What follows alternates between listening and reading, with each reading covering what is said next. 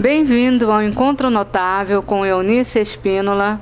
Hoje no portal Jorge Guedes, estamos com um entrevistado de honra, onde vamos apresentar para vocês mais um grande mestre nas artes marciais.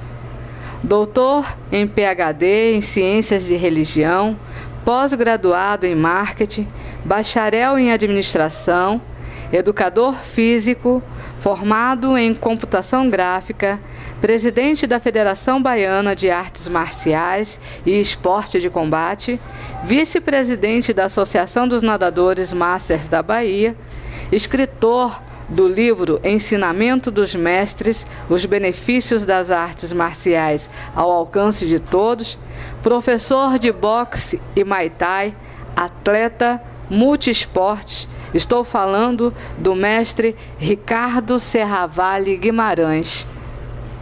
Olá, Ricardo, seja bem-vindo ao Encontro Notável com Eunice Espínola, onde notáveis mesmo são os nossos entrevistados.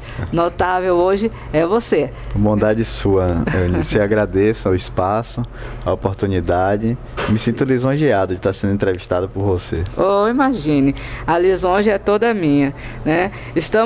Vamos primeiro apresentar o livro de Ricardo, o Ensinamento dos Mestres, os benefícios das artes marciais ao alcance de todos. Um livro que já está às vendas. Uma grande sugestão agora para o Natal, né? Já que o Natal já está chegando, uma sugestão aí de presente. Tá? Então, vamos começar com o nosso bate-papo, que as pessoas querem conhecer o nosso Ricardo Serravalle. Ricardo, vamos falar primeiro sobre o seu livro? Esse livro reporta a quê? Esse livro ele foi escrito em 2002. Sim. Eu comecei nas artes marciais aos 11 anos de idade, né? E eu passei por diversas modalidades até me encontrar no kickboxing, né? Kickboxing, Muay Thai. Treino também jiu-jitsu há muitos anos e passei por muitos mestres.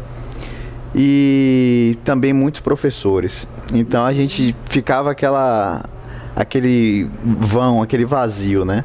Como eu condensar os ensinamentos que eu tive das artes marciais e como eu preencher esse vazio que alguns professores não conseguem passar para os seus alunos.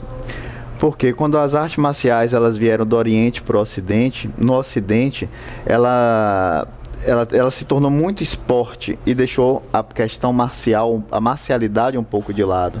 Sim. Então nesse livro eu busquei resgatar todos esses ensinamentos das artes marciais, não só para quem pratica arte marcial, mas para quem não pratica arte marcial e gostaria de ter acesso a esses ensinamentos das artes marciais. Tudo que a gente aprende como honra,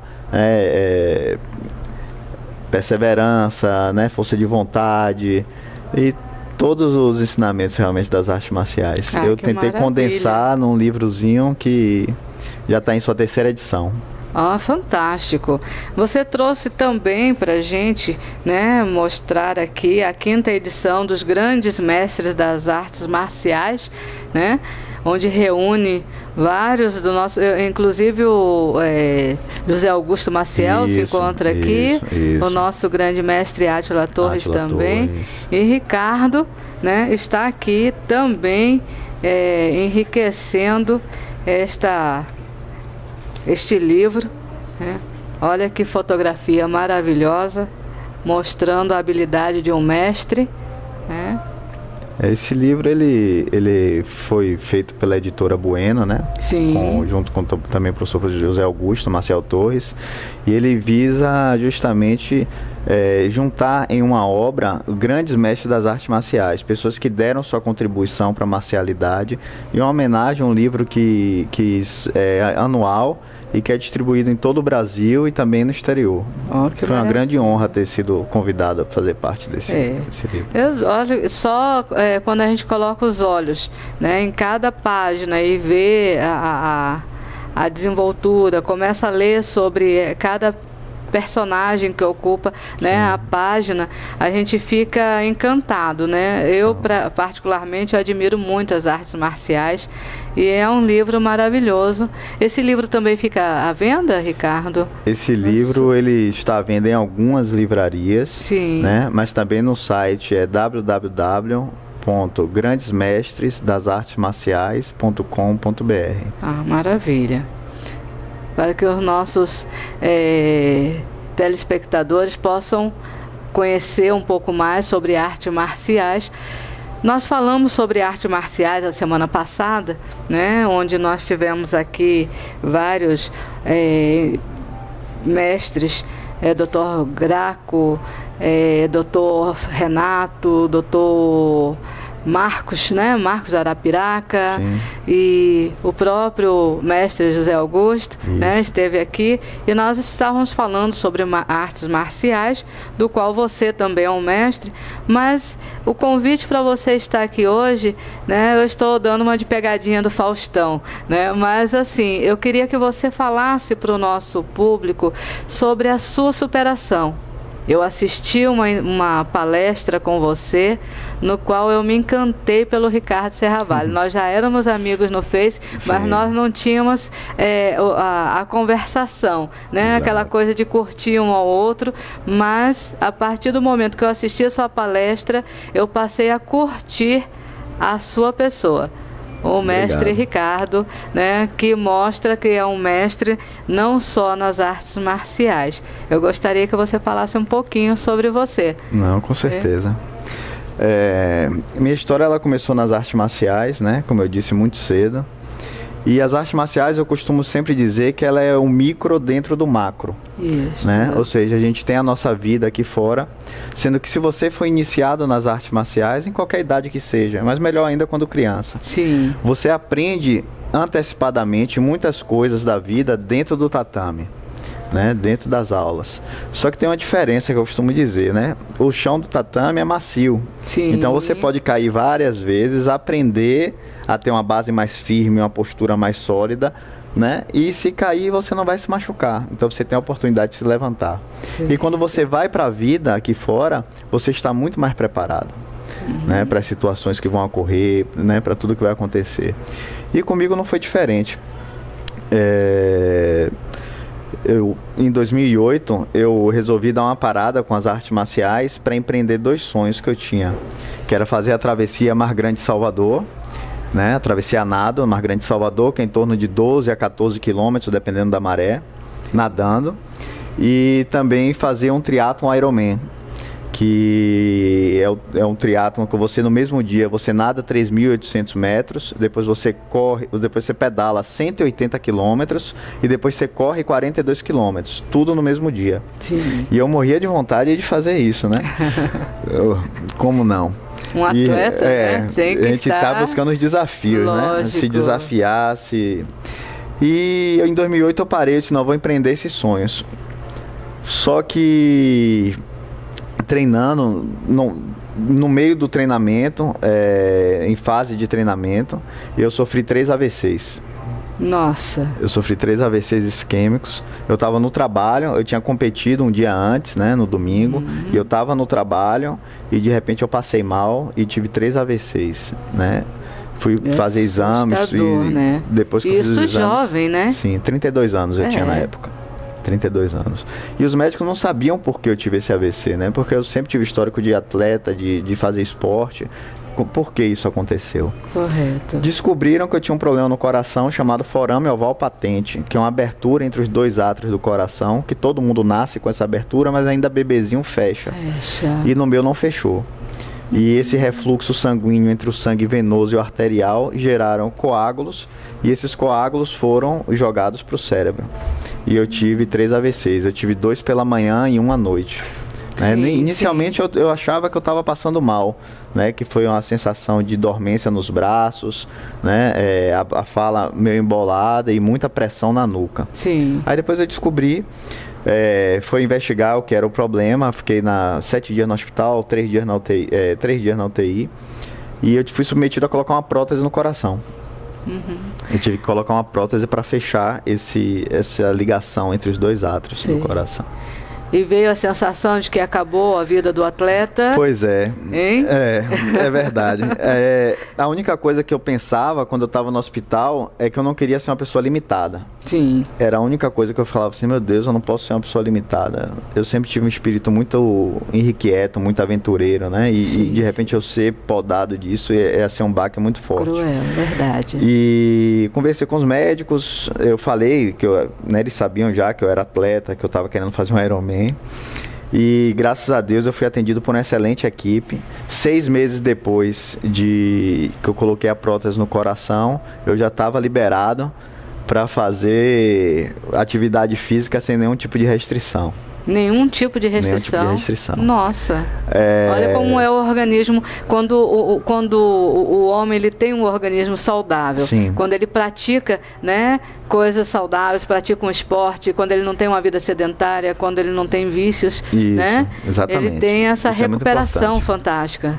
E foi o que o médico falou, né? Mãe é sempre mãe, né? Mãe, ela queria que o médico dissesse que eu não podia mais fazer uma atividade física tão intensa como eu fazia, né? E o médico, ele foi bem enfático, né, em dizer pra ela, ele disse assim, Suzana, é o nome de minha mãe, né? Suzana, o que salvou ele de não ter tido um problema maior e sequelas do AVC foi justamente ele ser um atleta. É verdade. E um atleta de alto rendimento, né, na época. Então, assim, eu fiquei bom, aí 6 meses voltei a treinar, só que 3 meses depois eu tive outro acidente. AVC? Não mais. Não. Qual foi o acidente? Eu tinha um treino de natação para fazer durante a noite, só que eu tava sentindo dor no ombro. Sim. E eu disse, pô, não vou poder nadar, vou fazer alguma coisa. E os colegas de trabalho me chamaram para jogar futebol. Futebol. Futebol é um esporte que machuca muito. Mais do que artes marciais, mais do que qualquer coisa. Futebol, realmente. Futebol é melhor cair no tatame do que estar no campo de futebol. Quando você tá esperando vir algum soco de lá, um chute, você tá esperando, você se protege, né? Com certeza. No futebol você acaba... Mas não foi nem isso. Eu fui dar um carrinho, meu pé entrou no buraco e eu passei por cima do pé. Ah, meu Deus. Meu pé ele virou ao contrário. Eu brinco que ficou igual do Curupira, né? Virado para trás. E ficou mesmo. Eu rompi todos os ligamentos do tornozelo praticamente. Restaram poucos. Eu quebrei o talo tibial, que é um osso. Quebrei a fíbula e perdi cartilagem. Nossa. Então eu fiquei 6 meses, mais 6 meses, sem poder botar o pé no chão. Por causa do enxerto de cartilagem que foi retirada do joelho para colocar no tornozelo. Nossa. Aí, nessa hora, eu pensei, agora acabou o Ironman. Acabou. Não posso mais fazer o Ironman. E aí a gente vem em muitos questionamentos, né? Eu começava a pensar assim, o que é que Deus quer dizer para mim, né? Isso é algum tipo de recado? É verdade. Isso é algum tipo de sinal? Que tipo de sinal é isso? E vieram os questionamentos todos, né? Será que eu tô levando minha vida muito agitada? Será que eu não tenho que frear um pouco? Será que eu não tenho que me interiorizar mais, procurar uma busca mais interna do que externa? Apesar de que desde criança a gente já teve, né, muito acesso às filosofias, às religiões, esses estudos, né, das religiões, mas você na flor da idade você está buscando, né, as sensações, né, lógico.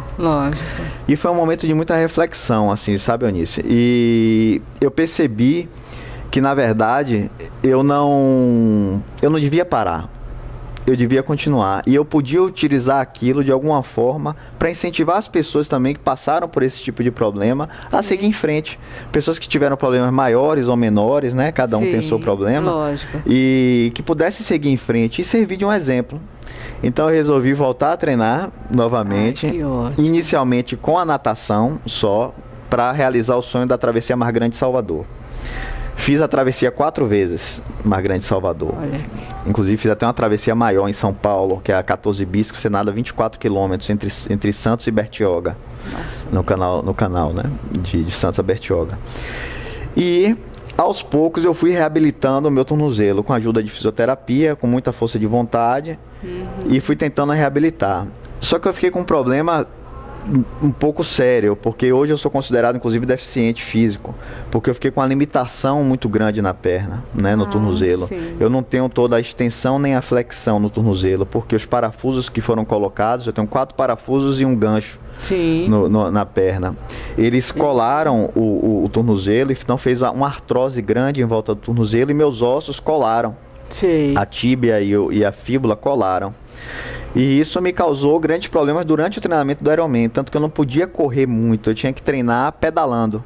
Minha corrida era pedalando, eu abaixava o banco da bicicleta, da spinning, né? E ficava treinando em cima da spinning, correndo para simular a corrida.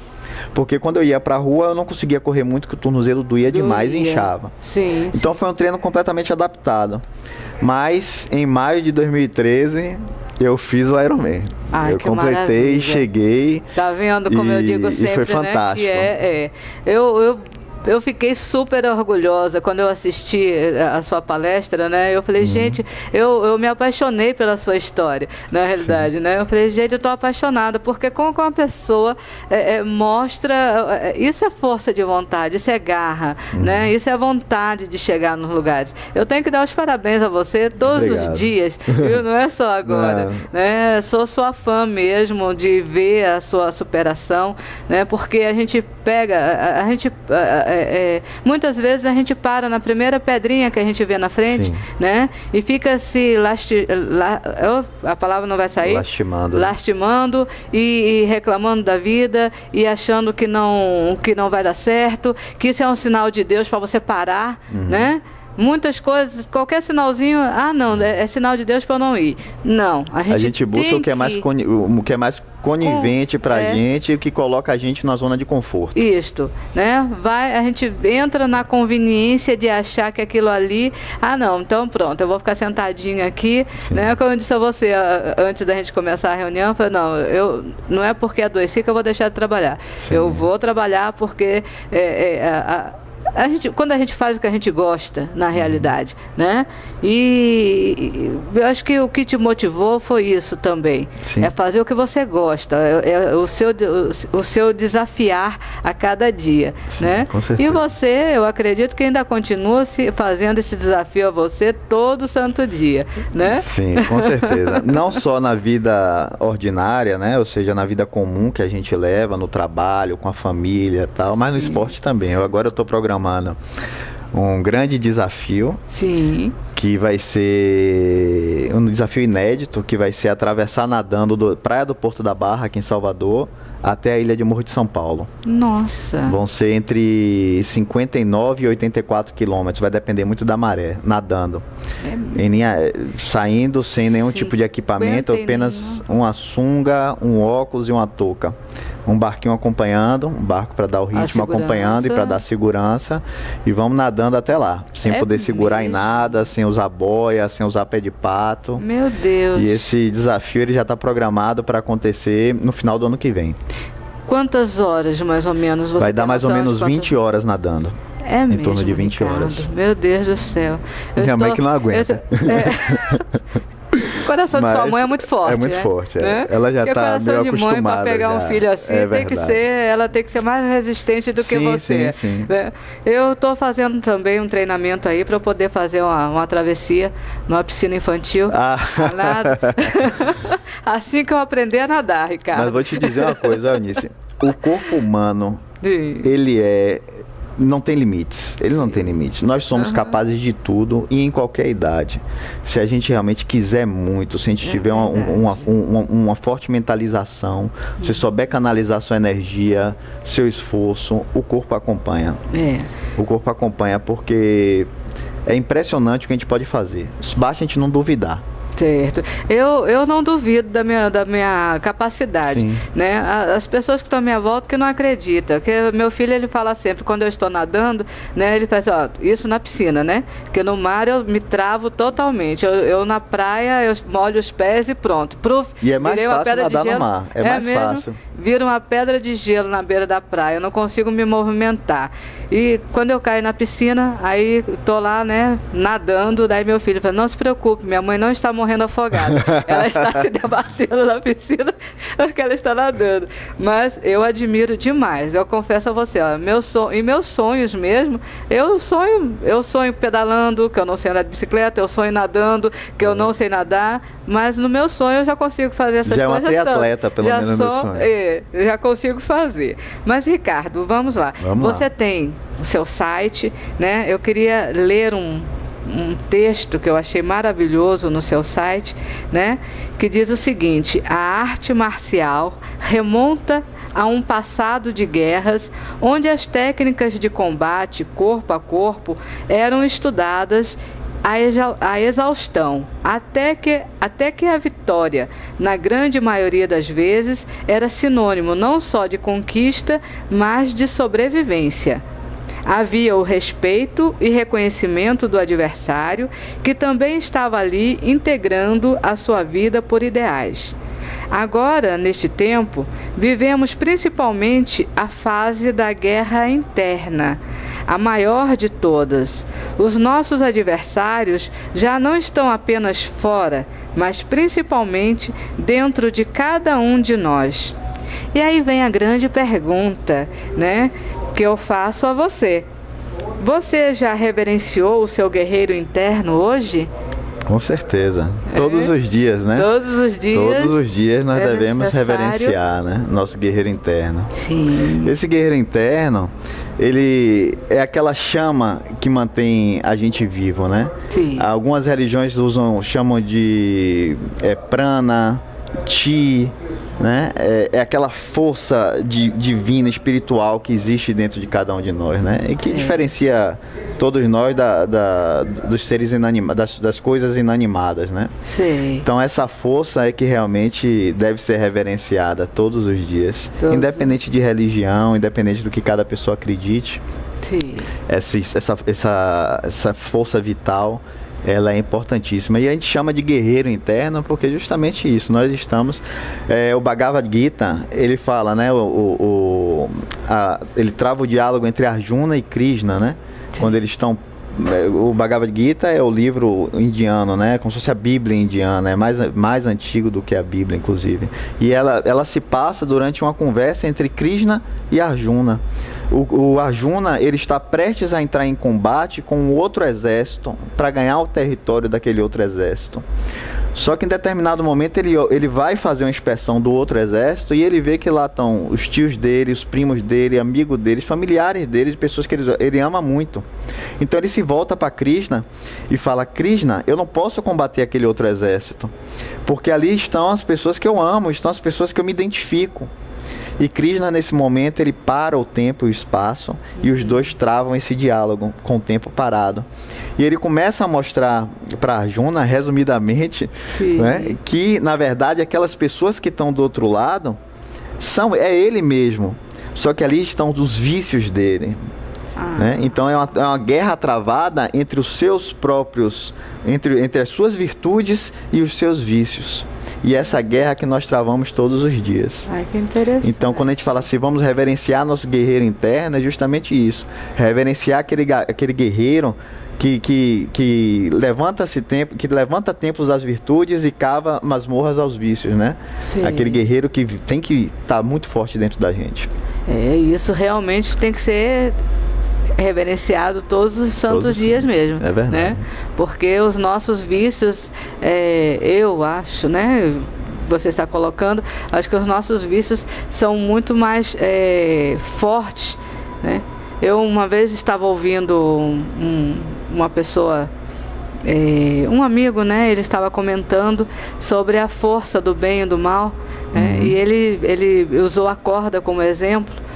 Ele fez assim: a corda, o mal, ele não se ramifica, como se a corda que não está torcida, é a corda normal, né? Você puxa de um lado, puxa do outro e ela não cede, porque o mal, ele é forte, né? E o bem, por si, por ser bem, por ter flexibilidade, vamos colocar assim, no distorcer da corda, né? Você consegue enfraquecer a corda, né? Quando você distorce. Então, não colocando que o bem ele seja fraco, mas ele consegue, o bem ele pode se ramificar, né? No ajudar ou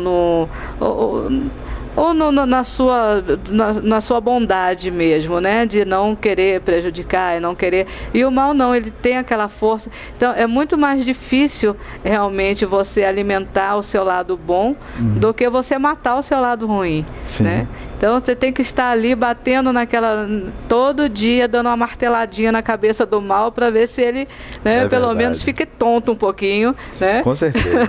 E eu vou dizer assim, o mal não é de todo ruim. Sim. Porque o mal, eu costumo dizer que as coisas ruins que acontecem, né, são elas que nos ensinam. Sim, de forma mais veemente, de forma mais clara. Porque a felicidade é um espelho da vaidade, é como se fosse um espelho da vaidade. Você, quando está feliz, quando está tudo indo muito bem, você muitas vezes, o seu ego, ele ludibria um pouco.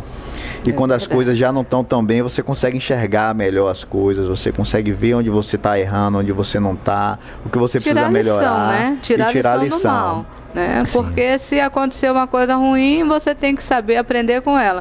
Viver sorrindo é bom, mas diz que a mãozinha na cabeça não faz a gente crescer, né? Os faz melhores, crescer são as topadas. Os melhores marinheiros se formam nas tempestades, né? É verdade. Sim, mas sim, vamos voltar a Ricardo, né? Que é o nosso sinônimo de superação. Bondade sua. Estou super feliz de você estar aqui conosco. Queria, você está também trabalhando, né? Dando aulas de Muay Thai. Sim, pode falar das suas aulas, pode fazer sua propaganda. Sim, Ricardo, com certeza, obrigado. Mostrar a academia que você dá aula particular também? Também. A gente está fazendo um trabalho de personal training, né? Sim. Um trabalho voltado não só né, como educador físico, mas também um projeto ligado a personal training de artes marciais, sem que necessariamente a pessoa precise saber, né, previamente artes marciais. A gente faz um trabalho de treinamento mesmo, utilizando técnica marcial, né, para emagrecimento, né, para ganho de preparo físico, para saúde. Eunice, que morre de medo de apanhar. Eu posso fazer arte marcial sem precisar, sem temer que eu vou chegar lá e alguém vai me jogar no chão? Com certeza. É que uma vez eu fui para uma aula de natação e cheguei lá estressada, dona de casa, né? Filho, casa, empregada e marido e tudo. Aí cheguei na aula de natação, falei, olha, eu estou com uma raiva hoje que se eu pegasse alguém, eu quebrava todo. Ela, vai fazer karatê? Eu falei, não, se eu soubesse que eu ia chegar lá e ia bater, eu iria, mas vai que eu apanho. Ainda vou sair de lá com mais raiva ainda, né? É verdade. Mas então, no caso, a sua aula, a gente pode fazer uma aula sem precisar estar esse corpo a corpo? Sim, existe a possibilidade? Com certeza. Eu ainda brinco com meus alunos que eu me protejo todo e os alunos podem bater em mim, mas eu não posso bater nos alunos. Maravilha, Ricardo. Eu acho que eu vou me inscrever. É um trabalho legal de se fazer. E eu também dou aula em academia, né? Recentemente eu voltei a dar aula. Eu terminei o Ironman ano passado e fiquei aí praticamente 6 meses parado, dando uma recuperada. Né? E agora eu voltei realmente a dar aula. Estou dando aula na Alpha Fitness, no Caminho das Árvores. Maravilha. Toda segunda e quarta, das 8h10 da noite às 9h. Eu estou com esse trabalho lá e também com um trabalho personalizado. Certo. E treinando para o Ironman? Treinando para a travessia. Para a travessia de 2015. 5h30 da manhã a gente está de pé aí. Jesus para nadar, para treinar. Que Deus o dia ele está meio corrido. É verdade. É verdade. Que a gente... Mas fazendo o que a gente gosta, né? Com certeza. A gente não tem tempo para dormir, né, Ricardo? Com certeza. Ricardo, eu tenho que lhe agradecer pela sua presença, né, no nosso programa, o Encontro Notável com Eunice Espínola. Espero que vocês tenham gostado desse programa de hoje, né? Essa pessoa notável que está aqui, que é um amigo, um mestre, é o mestre da superação, Ricardo Serravalli, e a casa é sua. Na hora que você quiser retornar, que quiser falar sobre o seu trabalho, falar sobre a sua travessia, para o que você quiser, certo? Sim. O portal Jorge Guedes Hoje é a minha casa, é a nossa casa. E o programa, o Encontro Notável com Eunice Espínola, tenha certeza, é a sua casa. Fique à vontade. Lhe agradeço imensamente. Muito obrigado, Eunice, né? Muito obrigado ao portal Jorge Guedes, né, por essa oportunidade. Sim. E espero voltar aqui depois da travessia ou antes, se você quiser, para contar como foi a travessia, como é que aconteceu. Né? Deixar meu site para as pessoas que queiram conhecer um pouco mais do meu trabalho marcial. É www.mestreserravale com 2 L's .wix.com/marcial. Ótimo. Mestre Serravale. No rodapé, todo bonitinho, para que todas as pessoas que estão nos vendo nesse momento possam acessar e conhecer um pouco mais sobre você. E pode vir ao programa quando estiver preparado para fazer a travessia e depois da travessia também. Com certeza. Viu, Ricardo? Muito obrigado. Obrigada a você. Viu? Agradeço a vocês por nos acompanhar até nesse momento, nessa entrevista. E até a próxima, se Deus quiser, um encontro notável com Eunice Espínola nesse portal maravilhoso que é o portal Jorge Guedes. Um beijo para todos.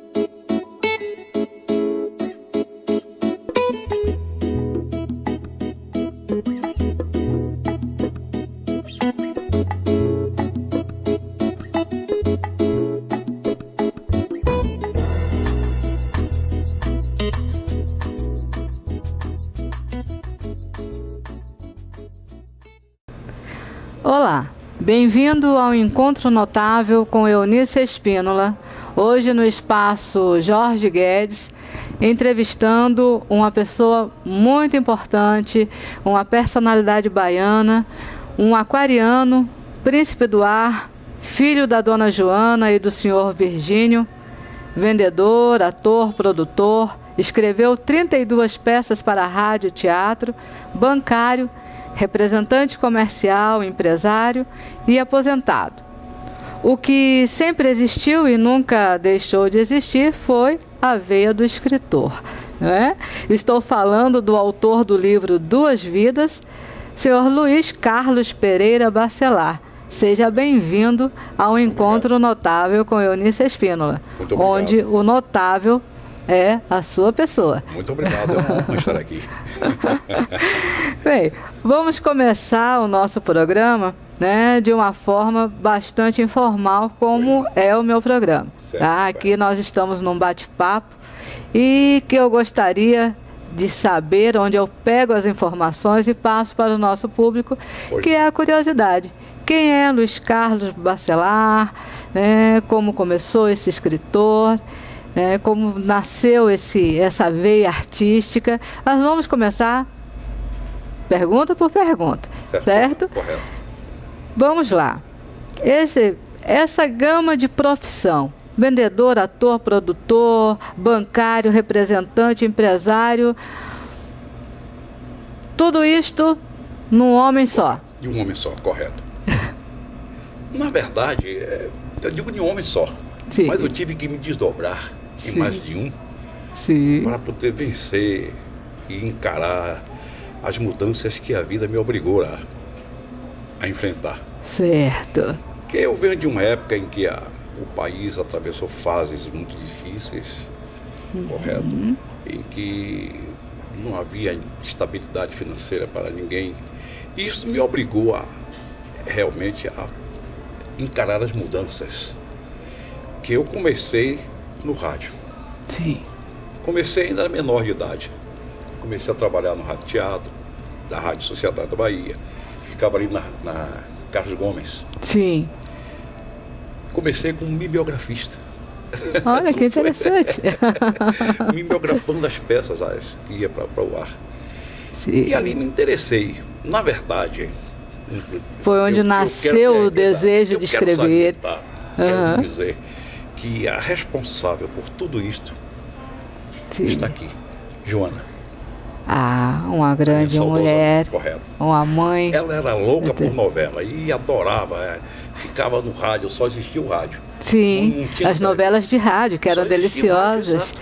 Ela ficava assistindo as novelas e dizia sempre que queria que a vontade dela era ver um filho trabalhar na novela. E se dirigia a mim. Sim. E eu fiz. Filho único? Não, Não. não. Eu Quanto? sou gêmeo, inclusive. Eu sou Gêmeos? os mais novo, gêmeo, Ai, exatamente. que maravilha. Então, um belo dia eu fui na Rádio Sociedade e pedi para fazer um teste. E antes de fazer o teste, eu fiquei me biografando as peças. Ai, que maravilha. Já era um teste, Já eu não era um sabia. teste. Tanto que a primeira vez que eu fui falar em rádio, fiz a peça, que eu fui trabalhar na novela, eu fiz um carteiro. Sim. Tinha 2 ou 3 palavras. Trabalhou como ator também, Exatamente. então. Quando eu cheguei em Que casa, eu delícia. fui recebido por minha mãe como se eu tivesse feito o galã. Ah, com certeza. Exato. Eu estou contando tudo isso Sim. para ver o princípio. Meu princípio era menor de idade. Começou com quantos anos? 17 anos. 17 anos de idade. Realmente. Eu me lembro que comecei no mês de março. No dia 2 de setembro ela me deixou. Nossa. Eu quis abandonar, mas minha tia irmã dela insistiu para que eu continuasse. Eu fiquei muito triste e eu continuei. E deu, deu. Realizou o sonho dela, Correto. né? Deu. Lógico que a dor da perda nos faz, nos desestimula, né? Exatamente. Mas em compensação, vou lhe chamar de você, me Por permita, favor. você conseguiu realizar o Realizei. sonho dela, ela em Realizei, vida, né? corretamente. Então ela teve toda a sensação maravilhosa de Exatamente, ver o filho, né, como um ator de radionovela. É. Olha que delícia, né? E de Isso, lá eu deixei a rádio e fui para o Exército. sim, Quando eu saí do Exército, voltei. Meu lugar na rádio ficou guardado, eu voltei. olha que E beleza. continuei lá. Até 66 já existia a televisão. Sim.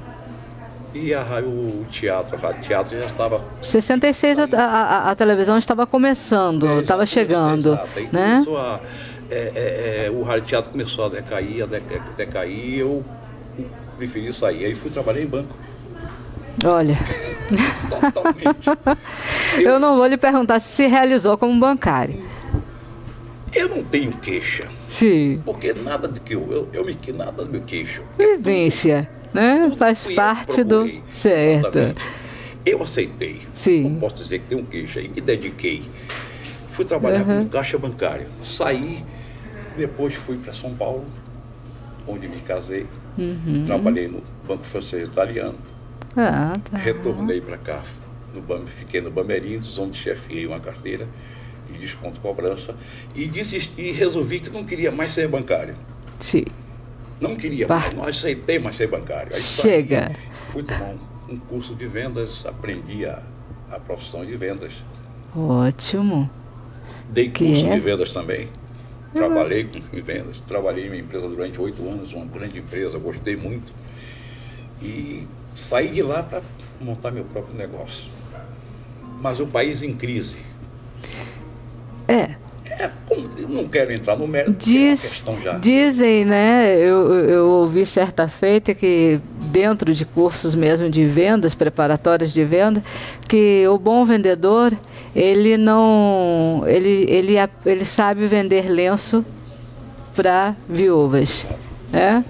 Ele vai vender o lenço para a viúva, porque ele não vai ficar ali só chorando ou sensibilizado. Não, se tem uma viúva ali, ela precisa de um lenço para enxugar as lágrimas. Exatamente. Esse é o bom vendedor. Exatamente. Né? E durante todo esse tempo, uma atividade que eu nunca deixei exatamente foi de escrever. Sempre gostei Sim. de escrever. Quando eu via um fato, eu dissertava sobre aquele fato, fazia uma crônica. Eu sempre gostei. E escrever é gostoso mesmo. Eu lhe digo porque eu também gosto de escrever e é muito bom. É como se a gente estivesse colocando no papel a nossa alma. Ali eu coloco minha alma, ali eu digo exatamente o que eu sou, o que eu penso, o que eu faço, entendeu? O que eu sou capaz de fazer, minhas emoções, minhas inflexões, eu ponho tudo no papel. Exato. Eu costumo dizer que eu viajo sem precisar comprar passagem. Exatamente. Não é? Que a gente vai, começa a escrever, esquece da vida, ali a gente vai para qualquer lugar no mundo. Né? Eu gosto de escrever, eu tenho um blog de contos. O meu programa é porque eu também falo da minha vida, entendeu, Luiz? Mas, assim, eu tenho um blog de contos e eu gosto, eu coloco minha música, eu começo a escrever ali, eu viajo, eu vou me embora, quando eu olho, eu falei, gente, isso aqui deve ter sido psicografado, porque não é possível. Quando eu sento para escrever, eu esqueço da vida. Né? E quando eu vou ler, eu digo assim, gente, até eu não sei nadar, eu começo a nadar, eu sei toda a sincronia do nado, eu sei pedalar, eu sei dirigir, eu sei fazer um monte de coisas, né? Que a viagem do escritor permite. Né? Mas como estamos aqui para falar sobre Luiz Carlos Bacelar, sobre o seu livro Duas Vidas, né? Que foi lançado nesse domingo, dia 19, que eu recebi o meu livro autografado antecipadamente do lançamento. Lhe agradeço muito o carinho, a atenção, viu? Roberto foi me entregar no trabalho, agradeço a Roberto, viu, Roberto? A preocupação, o carinho, tenho que lhe parabenizar. Marcelo estou conhecendo agora, mas Marcelo e Roberto, educadíssimos, né? Isso chama-se educação doméstica, não é o mundo que ensina, são os pais. Né? E entrando nessa questão, o enredo do seu livro enfoca uma época em que os valores estavam presos a um conceito social que hoje está totalmente extinto. Correto. Hoje não tem mais. Porque hoje a sociedade se transformou. Eu digo uma coisa. Se transformou numa coisa. Não tem definição. Não tem definição, correto? Nós não temos mais o centro da coisa, que é a família. Isto. Nós temos uma casa, não é uma família que habita uma casa, é uma turma. Correto. Eu estou dizendo isto pelo que eu estou. Pelo que a gente está vendo hoje a sociedade. Exato. Isso me entristece em dizer isso. Eu falo isso com tristeza. Até porque, quando a gente cita, eu acho que nós temos hoje gabarito para poder falar em educação familiar, porque assim como você, como eu, nós viemos de núcleos familiares. Né? E hoje a gente observa, não existe um respeito entre pais e filho. De pai para filho, de filho para pai, né? Correto, Porque os pais respeitavam os filhos. Eu gosto de bater nessa tecla, que os pais respeitavam os seus filhos para serem respeitados. Né? Hoje não existe de nenhuma da parte, né? Salvaguardando poucas famílias, não vamos generalizar também. Né? Não é. Ainda existe as famílias tradicionais que primam pela educação, pela civilidade. Eu sei que existem, mas infelizmente o que está transbordando, o que está proliferando mais é o inverso. Exato. É o que nos entristece. Certo. Eu acredito que isso um dia vai acabar. Não vai continuar, vai acabar. É um processo evolutivo de toda a sociedade. Um dia isso vai acabar. Só que talvez eu não esteja aqui para presenciar, mas de que vai acabar. Esse acabar seria o resgate, né, da família. Duas Vidas é um livro, é um romance espírita? Olha, eu disse, não foi minha intenção escrever um romance espírita. Sim. Não é, porque, como eu te disse, eu não tenho um conhecimento suficiente para abordar o tema da doutrina espírita. Sim. Eu poderia cair em erro. E, além do mais, eu não tenho nenhuma permissão nem procuração de quem quer que seja para falar sobre o assunto. Correto? Correto. Então, eu não poderia, de jeito nenhum, dizer estou escrevendo um romance espírita. Agora, é claro, porque fatos espíritas, fenômenos espíritas, acontece no nosso cotidiano, com todos nós.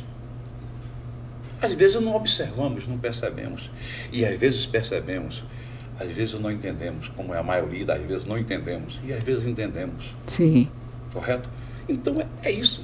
Então, por esta razão, eu tive que entrar explicar alguns fatos, tentar explicar alguns fatos, e entrar na questão espírita. Certo. Mas não é espírita, é apenas um romance. É um romance. Correto. Falando sobre duas vidas. Certo. Fale um pouco sobre essas duas vidas. Que vidas são essas? Né? Não, precisa, não nos conte a história. Certo. Quem quiser que vá comprar o seu livro, né? Me permita o seu livro para poder... duas vidas, um desfecho de romances. Mas nos fale sobre Danilo e Laura. Personagens fictícios? Sim, são fictícios, correto. São fictícios. Eles habitaram só a minha imaginação. Ótimo. O Danilo sempre nutriu por Laura um afeto, um sentimento que ele não entendia, não sabia por quê. Isso desde a mais nova idade, né? Sim. E ela, antagonicamente, se afastava dele. Às vezes até com repúdio, e ele insistindo. Isto chegou ao ponto de chamar a atenção das pessoas que os cercavam e não entender por que ele insistia em querer se aproximar dele. E ele dizia que eles ainda iriam acabar juntos. Na verdade, é o que eu digo, eles vieram para aqui para trilhar o mesmo caminho, porém em estradas diferentes. Mas eles tinham um ponto de convergência, eles estavam caminhando para esse ponto de convergência. E eles encontraram. Fantástico. Ponto de convergência. Sim. Eu lamento não dizer quando que eles encontraram. Não, nem pode, nem pode. Né? Mas esta, talvez seja por isso. As pessoas pensam que é o espírito. Exato. Bom, se ele é um livro espírita... Que se trata de duas pessoas e um destino. Exatamente. Porque eles vieram traçados para caminhar o mesmo caminho por estradas diferentes. Sim. O destino deles foram esses. Bom, mas todas as pessoas vêm para cá com um destino determinado. E por isso é espírita? Não é. Espiritualizados, talvez, né? Talvez. Correto. Eu não sei se eu fiz me explicar direito. Fez, eu acho. Não é espírita. Sim. É a minha intenção. Agora, quem quiser aceitar como um livro espírita, se por um acaso se deleitar com o livro, aceitando ele como espírita, eu digo bom proveito. Com certeza, que eu acho que não vai prejudicar de forma alguma, né? Pelo contrário, não altera nada. As pessoas podem, cada um entender da sua maneira, né? Que o gostoso de escrever é isto, né? As pessoas fazem a sua interpretação. Temos também aqui o Crônicas de Minha Vida. Este já é um livro, não desmerecendo, mas um livro totalmente especial, que é um livro artesanal, podemos chamar assim? Fiz exatamente. Artesanal, com suas crônicas. Exatamente. Pretende também lançá-lo? Não tinha intenção, mas as pessoas estão pedindo que eu faça. Então faça. Eu não sei se... Inclusive, eu pediria depois sua opinião a respeito se devo fazer realmente. Porque a minha intenção era somente me fazer... me dar mais a conhecer as pessoas amigas, as pessoas... Olha, eu vou lhe responder pelo Duas Vidas. Certo. Quando o Roberto me entregou o livro, eu estava no trabalho e a energia, tá, que o seu livro passou para mim, na hora, a vontade era de começar a ler ali mesmo. Sabe? E cheguei em casa, um monte de coisa para fazer, que sabe que a mulher é de jornada dupla, né?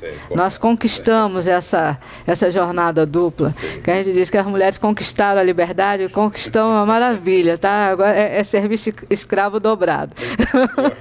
Que a gente tem que ser bom profissional no que faz, nos nossos trabalhos, e em casa temos que ser boas donas de casa, boas esposas, boas mães, boas em tudo, né? E quando a gente diz, eu sou boa, pessoal, você é convencida. É mesmo. Não é? Porque a gente, além de ser obrigada assim, a gente não pode se reconhecer, né?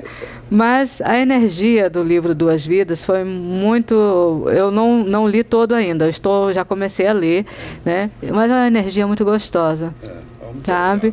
Ela passa uma paz... Eu acho que é aí que as pessoas citam o seu livro como um livro espírita, né? Porque ele transmite uma paz para a gente muito grande. E a gente vai viajando, né? Hoje existe um grupo, né, de terapia, onde, devido aos cursos de leitura dinâmica, leitura rápida, que a gente precisa ler o mais rápido possível, esse grupo é na contramão. Ele diz que a gente tem que pegar um livro, desligar do mundo, sentar e ler com calma. Este seu livro pede isso. Que a gente sente-se e leia com calma, porque é muito construtivo, né? A mim resgata muito do que eu já vivi, né? Eu já lhe disse que eu me reconheci bastante com a sua vivência, né? Que eu também já fui um pouco, salvaguardando algumas profissões aqui, eu já fui um pouco um pouco de tudo. Eu outro dia fui falar sobre, eu estava com minha nora, né? E a gente estava falando sobre currículo, e não, temos que atualizar o nosso currículo e deixar, né? Aí ela sentou comigo, quando ela fez assim, minha tia, isso não é um currículo, é um dossiê. A gente tem que cortar um monte de coisas que você já fez para poder ficar compreensível para quem está lendo, né? E eu acho que como você disse no início, né? A gente coloca a necessidade faz o homem, né? E essa vivência ninguém nos tira, né?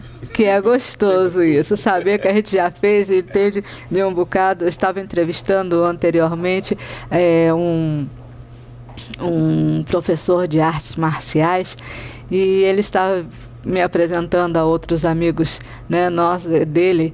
Ele fez assim, olha, eu fico até inibida quando eu vou apresentar a Eunice, porque a Eunice já trabalhou com tanta coisa, já no meio de tanta gente, que às vezes eu chego, vou apresentar, ela diz, não, Eunice, eu já conheço. Eunice, conhece de onde? Eu falei, calma, não precisa entrar em detalhes, a gente nos conhecemos, graças a Deus, Salvador é uma cidade que todo mundo se conhece, né?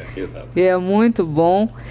Olha, casado, né? Eu gostaria que o senhor me contasse um pouquinho dessa grande mulher que lhe acompanhou, que lhe deu esses filhos maravilhosos, do qual tenho o prazer de conhecer dois, né? Mas eu quero saber, porque eu acho que diz que atrás de um grande homem existe sempre uma grande mulher. Correto. Né? Então, isso é verdade. Eu gostaria de saber sobre o homem Luiz Carlos Bacelar, certo? A mulher que lhe acompanha e os filhos. No dia 16 de novembro próximo, estaremos completando 46 anos de casados. Nossa, que maravilha. Casados. Mas nos conhecemos há uns 50 anos, mais ou menos. Sim. Porque ela me conhecia antes de eu conhecer, através das novelas da Rádio Sociedade. Olha que maravilha. Olha o destino já pregando. Exatamente. Ela foi estudar no mesmo colégio que eu estudei. Ela estava fazendo o curso clássico e o curso científico. Na época era clássico científico. Sim. E nos conhecemos ali. Maravilha. Há 50 anos. Exatamente. Qual o nome dessa grande mulher? Maria Alice. Maria Alice. Exato. Então, ela enfrentou comigo todas essas dificuldades. Todos os momentos difíceis ela enfrentou. e usufruiu e gozou junto comigo de todos os bons momentos. Nesse livro de crônicas eu falo muito dos bons momentos e explico por quê. Sim. Eu digo, não, realmente eu tive momentos ruins, mas que não são dignos de relatá-los porque me fizeram sofrer. Sim. E depois, se eu tenho bons momentos para dizer a quem vai ler o que eu escrevo, por que eu vou castigá-los com meus momentos ruins? Perfeito. Eu não preciso fazer isso. Eu tive momentos ruins, mas quem não teve? Faz parte da nossa vivência, né? Então, eu só relato os momentos bons, mas tivemos muitos momentos. Inclusive o nosso primeiro filho, nós perdemos em São Paulo. Oh, sinto muito. E ela sofreu muito, eu também sofri muito, viemos para cá e refizemos nossa vida. Uma vida de muita dificuldade, mas também de bons momentos, entendeu? E que eu digo, se eu disser a qualquer pessoa que eu sou, que eu fiz, pode dizer, mas pode até me consertar na hora. Você não, vocês fizeram, que ela estava comigo. Com certeza. Nunca fui eu. E a sobrevivência dos maus momentos é porque tem alguém junto, né? Correto. Porque sozinho a gente não sobrevive. Aprendemos a conspirar na vida, aprendemos a suportar, aprendemos a compreender, aprendemos a castigar, aprendemos a tudo. Sim. Correto? Nesse saldo, quantos filhos? São 4 filhos. 4 filhos Nós vivos. temos, vivos. Os 2 e temos duas filhas também. Sim. Uma, inclusive, foi quem fez a ornamentação, quem preparou toda a festa do lançamento, foi essa minha filha. Inclusive, ela fez ela botou aqui como revisora. Ela não botou Lilian Bacelar, é Lilian Gomes como revisora. Revisora, deixa eu pegar aqui. No livro do Avisa está revisão Lilian Qual o nome? Lilian Gomes. Lilian Gomes.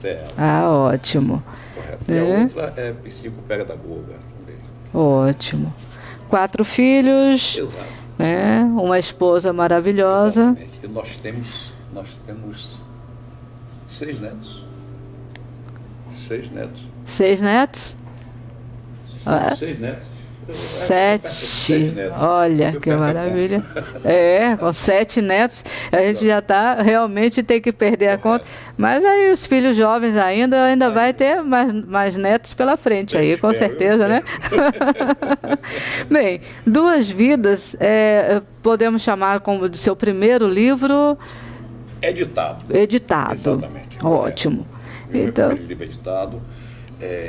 Eu, inclusive, estou concluindo um segundo livro. Sim. Correto? Onde podemos encontrar o seu livro? Olha, a editora é do Rio de Janeiro. Sim. Correto?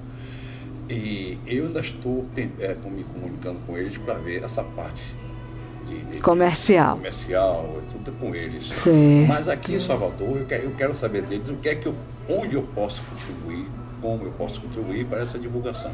Ótimo. Correto? Pronto. Quando tiver o local de vendas, nos informe, tá? Para que a gente possa divulgar as pessoas, para que elas possam adquirir essa obra. Né? Que a curiosidade já foi lançada. Né? Qual foi o destino dado a Danilo e Laura? Né? Qual foi o destino? Dado a eles, né? Já que nós não sabemos o destino de Danilo e Laura, enquanto a gente não ler esse livro, então só comprando o Duas Vidas para poder, e tem que sair logo, viu? Porque eu acho que tem que sair como presente de Natal, é uma indicação maravilhosa. Viu? E há um detalhe que eu queria dizer. Toda vez que eu estou escrevendo, que eu tenho que escrever alguma coisa, mesmo eu não sei escrever poesia, poema, não sei, não consigo escrever. Sim. Mas toda vez que estou escrevendo sobre qualquer assunto, tem um detalhe muito importante que me ajuda muito. Sim. A música. Mas a música, para mim, ela fala muito profundamente na minha alma. Esse livro, eu escrevi ele do princípio ao fim. Eu fiquei ouvindo uma música orquestrada por Frank Purcell. Frank Purcell. 3 palavras. A música linda, ele fez uma orquestração sublime que tocou em mim, me inspirava de uma maneira.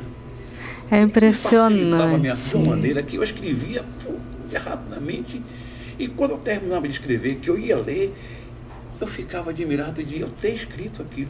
Poxa, eu acho que eu, normalmente, talvez eu não escrevesse aquilo. Eu lhe disse no início que a gente parece que é psicografado. Parece, né? Exatamente. Você coloca a música no ouvido, porque eu também só escrevo quando eu me desligo com a música. Coloco a música no ouvido, dali pronto, eu vou-me embora. Exato. Ali eu crio asas. Né? E eu acho que estamos nos identificando, né, dessa forma, porque a música realmente é inspiradora. A música fala sobre tudo. A música fala sobre tudo. O histórico da música é enorme. Atravessa gerações e gerações. É verdade, é verdade. Qual a sua melhor hora de inspiração? Olha, eu sempre gosto de escrever pela manhã. Pela manhã? Pela manhã eu sempre gosto de escrever. Certo. Música, às vezes eu ponho um fone de ouvido, ela bem baixinho. Paro e ali... Aí pego aquela ideia. Porque quando eu acordo, eu não me levanto de imediato. Sim. Eu fico começando a pensar em vários fatos, várias coisas. Tal. E ali até eu crio algumas coisas, crio algumas ideias para colocar no papel depois. Ah, e ótimo. A música me ajuda a fazer isso. É muito bom. Que essa sua fonte inspiradora nunca cesse, certo? Que este livro, né, o primeiro editado, seja o primeiro de uma série de livros que ainda nós vamos poder viajar nos seus romances, viu? Boa sorte. Muito obrigado. Tá? Que Deus abençoe a sua família, né? Que o seu exemplo possa ser seguido por seus filhos, por seus netos e que por todos que estão nos assistindo, porque quando a gente encontra uma família de verdade, né, um núcleo familiar verdadeiro, a gente tem que enaltecer, porque é muito importante, né, a gente saber que a base de tudo está na família. A virtude, exatamente. O homem só constrói quando ele realmente tem uma base familiar para poder alicerçar toda a sua história. Viu? Lhe agradeço muito a sua presença neste nosso programa, o Encontro Notável com Eunice Espínola.